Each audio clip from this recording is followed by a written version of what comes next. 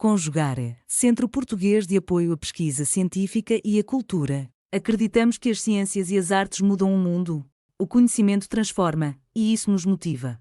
16ª Jornada Virtual Internacional em Pesquisa Científica, com o tema Educação, Cultura e Sociedade.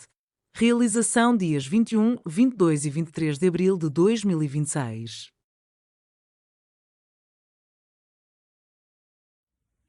Olá, eu sou Geraldo Marques da Silva, doutorando em Educação pelo Programa de Pós-Graduação em Educação da Universidade Federal de Goiás, da Faculdade de Educação.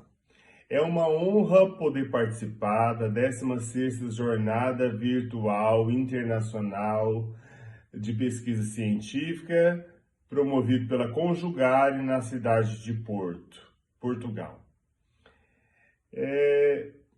O que eu trago hoje é o seguinte tema: a educação estética pública, a ampliação da lente, a formação da razão sensitiva em Jean-Jacques Rousseau. Nós começamos com uma epígrafe retirada do livro Considerações sobre o Governo da Polônia, de Rousseau. Ele diz o seguinte: é a educação que deve dar às almas a formação nacional, bem como dirigir de tal modo suas opiniões e seus gostos que as façam ser patriotas por inclinação. Diante dessa epígrafe, nós vamos começar o nosso trabalho dizendo: esse trabalho aborda a educação estética pública, a ampliação da lente na formação da razão sensitiva em Jean-Jacques Rousseau. A educação estética possui duas fases antagônicas, corroborativas e distintas.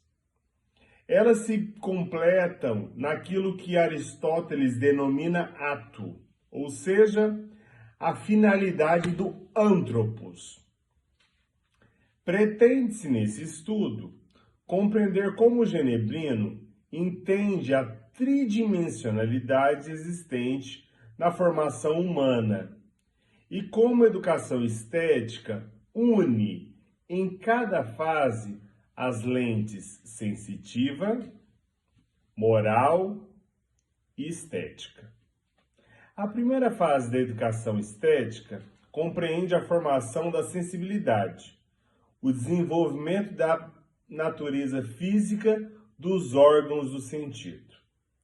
A multiplicidade das sensações possibilita ao ser humano ampliar, por meio da perfectibilidade, a capacidade sensível inerente à condição humana. O preceptor torna-se o ministro da natureza, aos moldes baconianos, e conduz o aluno por vias da educação negativa. A segunda fase da educação estética trabalha a educação positiva. O aluno desenvolve a capacidade de moldar-se por meio de uma formação moral e estética. Essa fase só pode ser pública, pois é por meio do aprendizado múltiplo e coletivo que se compreende a arte alheia a si mesmo. Os sentimentos que unem e separam as especificidades daquilo que tornam-se convenção e do que é decreto. Como é possível decretar sobre o gosto? Como é impossível decretar sobre o gosto alheio, cabe à educação moldar os gostos, os desejos e as paixões humanas. Nesse caminho científico de percepção estética, investiga-se a abrangente obra de Rousseau. Dentre as principais, destaca o Emílio, Contrato Social, as Considerações sobre o Governo da Polônia, Tratado sobre Economia Política, a Carta da Lambert sobre os espetáculos, a Carta sobre a música francesa, o Projeto de Constituição para a Córcega, os Devaneios do Caminhante Solitário, os diálogos Rousseau-Juigy Jean-Jacques. Cabe salientar que algumas dessas obras é citada indiretamente. Entende-se por educação estética pública a junção da educação estética física dada pela natureza de cada indivíduo e a educação estética social adquirida no convívio com os semelhantes. Isso implica em entender a soma entre a educação negativa e a educação positiva no pensamento do genebrino. Condorcet faz uma crítica ao afirmar que, abro aspas, Rousseau, que atribui à pureza dos costumes uma importância talvez exagerada, queria, pelo interesse mesmo dessa pureza, que os dois sexos se misturassem em suas diversões. Fecho aspas. Essa citação é retirada desse livro, 5 memórias sobre a instrução pública do Condorcet. Ora, vê-se nessa questão apresentada por Condorcet que já era atribuída na República por Platão. Rousseau amplia este modo singular de pensar a educação para além do gênero, porque está preocupado, assim como Aristóteles, com o anthropos, ou seja, a condição do ser humano. Isso torna-se um processo visível da ação da perfectibilidade que corrobora diretamente na ampliação da lente, na formação da razão sensitiva do próprio pensamento do genebrino. Neste caminho, conserve-se a educação estética composta por 2 fases antagônicas, corroborativas e distintas. Ambas se complementam na composição do anthropos. Do anthropos aristotélico, pois está naquilo que a natureza prescreveu para o ser humano, ou seja, a capacidade de ser um agente livre, solitário e dotado dos desejos e necessidades físicas. Fecho aspas. Isso é retirado do segundo discurso. Dessa forma, compreender a tridimensionalidade existente na formação humana passa a ser para Rousseau uma questão de educação estética, aquela que une em cada fase as lentes humanas da sensibilidade física, moral e estética. No Emílio, Rousseau descreve as 3 fases que compõem a educação estética, e nos outros escritos ele complementa principalmente a educação estética e estética. Para entender isso, cabe compreender as fases. A primeira fase da educação estética dá-se pela formação da sensibilidade física no desenvolvimento da natureza física dos órgãos do sentido. Do nascimento da criança até por volta dos seus 12 anos, da primeira infância até a infância propriamente dita, a criança no Emílio é conduzida pelo preceptor para respeitar a prescrição da natureza. Neste processo, seus órgãos são formados e ela recebe estímulos que são próprios dos limites impostos pela capacidade natural. A ação da perfectibilidade é ativa. E assim, amplia, por via da lente sensitiva física, a capacidade de sentir o mundo e as coisas que as circundam. A segunda fase da educação estética, metafísico-moral, se dá no início da adolescência e na juventude, com a condução da moralidade por via da educação dos sentimentos naturais. Nesta fase, além da ação da sensibilidade física, que é positiva, e da sensibilidade moral, que é negativa, Rousseau pensa a junção delas no próprio indivíduo. Por isso, nasce a ideia de razão sensitiva. No Emílio, ele afirma, abro aspas, o que eu chamo de razão sensitiva, ou pueril, consiste em formar ideias simples com o auxílio de várias sensações. E o que chamo de razão intelectual ou humana consiste em formar ideias complexas com o auxílio de várias ideias simples, fecho aspas. Visto que ambas estão sobre as asas da perfectibilidade, conforme o ser humano vai se aperfeiçoando, ela também se aperfeiçoa. Este aperfeiçoamento é justamente dado pela estética, que é a soma entre o físico e o metafísico moral.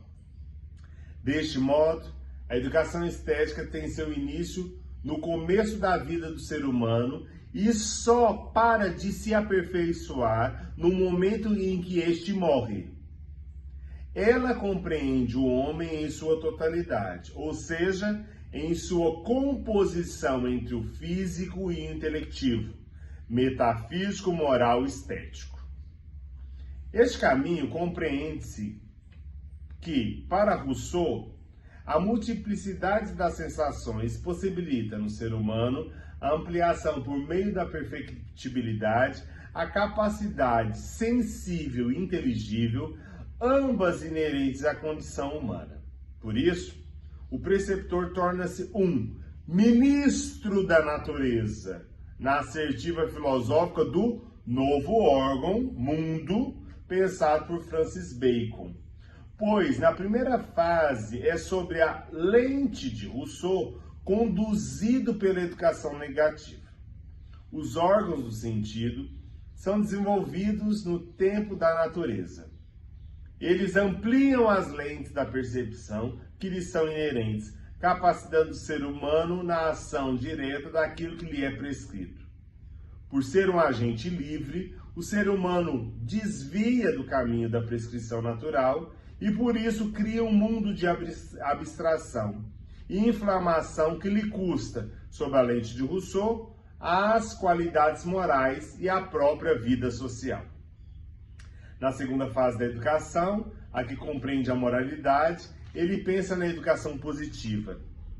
Ora, a educação estética compreende a fase dessa educação, ou seja, a educação estética é composta tanto de educação negativa quanto de educação positiva.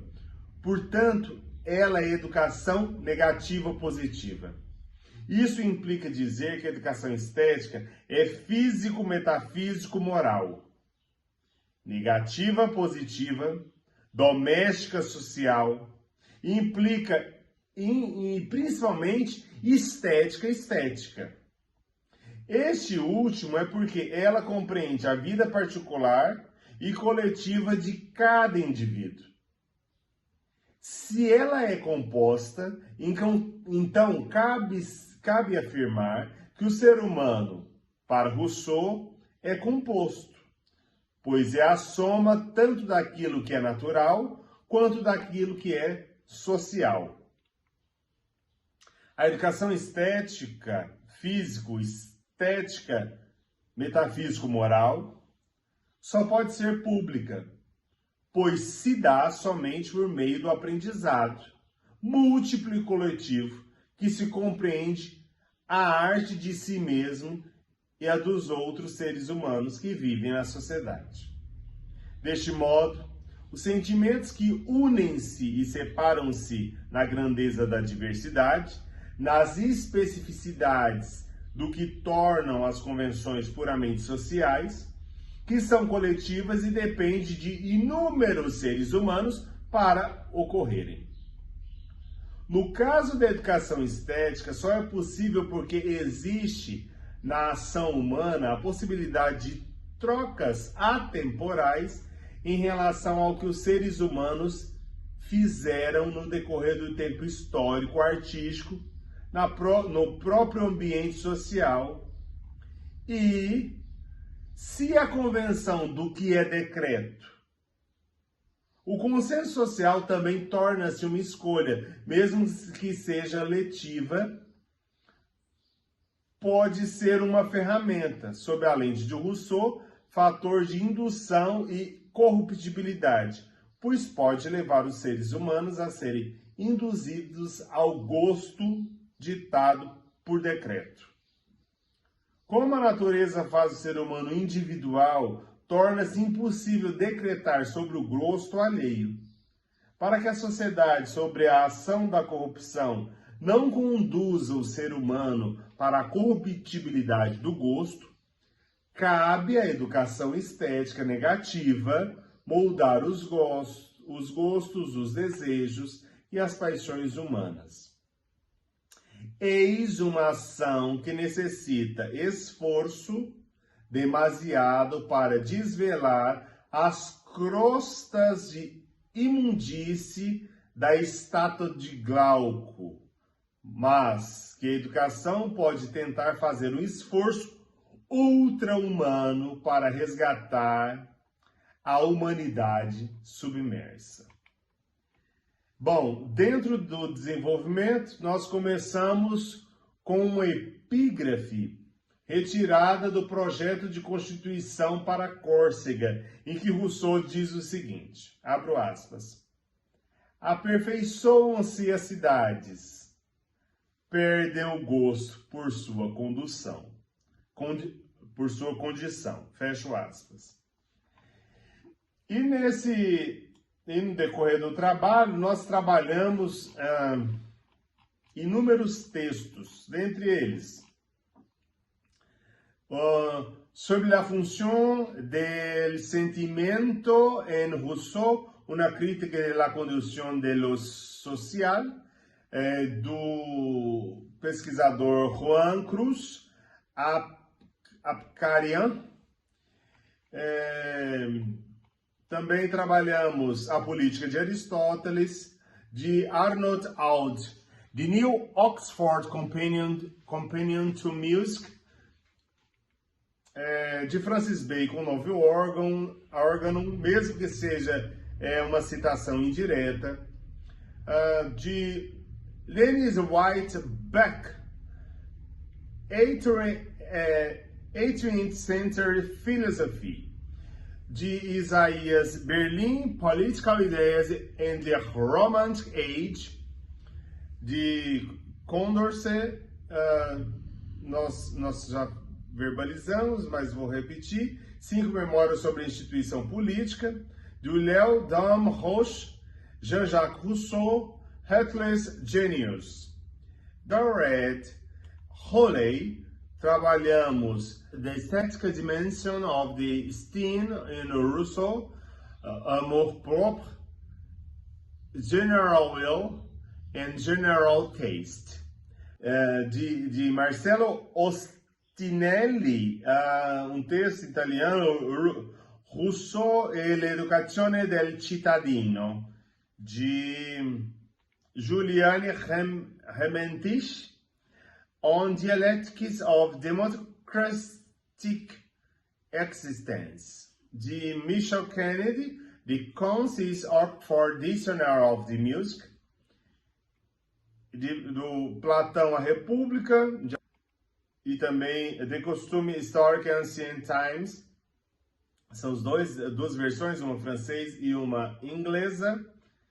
De Rousseau, a Carta de o que eu já havia verbalizado, incluindo a Carta de Montmont e o Dicionário de Música, o discurso sobre as ciências e as artes e todos os outros tópicos. Do Schopenhauer, The World of the Will and the Representation, e do Hélio Alexandre Silva, Iluminismo Relutante, de Jean-Jacques Rousseau. De Michel Thompson, Rousseau's Post-Liberal Self, Emile, and the Formation of the Republican Citizenship. E assim eu agradeço imensamente, espero que vocês possam ler o texto, nosso texto, que nós iremos enviar para a Conjugare e para a 16ª Jornada Internacional Virtual em Pesquisa Científica. É uma honra participar desse encontro e espero que vocês possam ler a Educação Estética Pública, a ampliação da lente na formação da razão sensitiva em Jean-Jacques Rousseau. Um abraço a todos. Realização, Conjugare, Centro Português de Apoio à Pesquisa Científica e à Cultura. Apoio, Editora Cravo. Inscreva-se no canal, comente, curta e compartilhe. Obrigado por assistir.